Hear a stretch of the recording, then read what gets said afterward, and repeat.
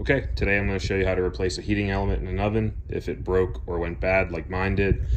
As you can see, mine actually broke because it was touching the metal and it arced and it caused a hole in it, caught on fire and got put out. So I need a new heating element. So the first thing is, one, look at the heating element.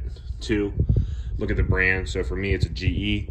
So I just got on Amazon and found a new GE heating element. And as you can see, it matches exactly compared to the old one. So first step is unplug your oven or completely turn off the breaker. Just make sure that the power is completely off to the oven. I mean completely.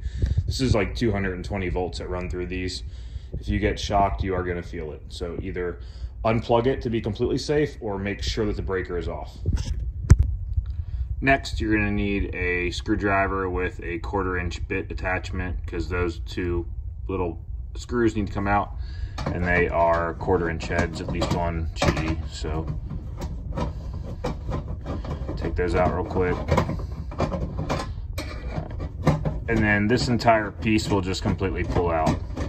So once that's free, you'll be able to pull out this whole piece. Once you get it pulled out, you'll see that there's going to be two wire connections, one for the left, one for the right, and they get pushed onto these two tabs. Just pull them off, make sure you know which is which. And then literally, you're just gonna completely replace that with the brand new heating element. And it's nothing fancy, it just hooks in directly to those two wires as previously seen. So let me get those two hooked up here and here.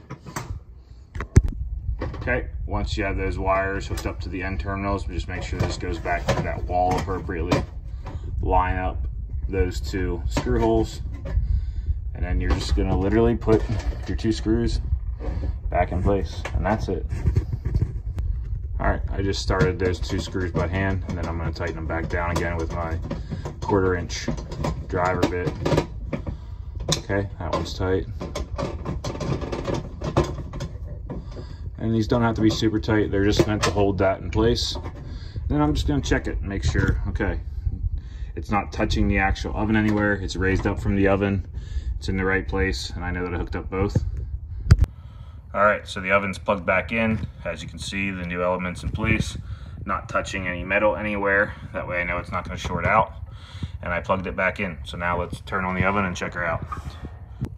All right, so as you can see, we are heating up and the element is getting hot appropriately. So, job well done. Now, put your oven back, make sure all your breakers are back, make sure it's plugged in appropriately, but obviously if you got to this step, it probably is. And please like and subscribe. Hopefully this was helpful.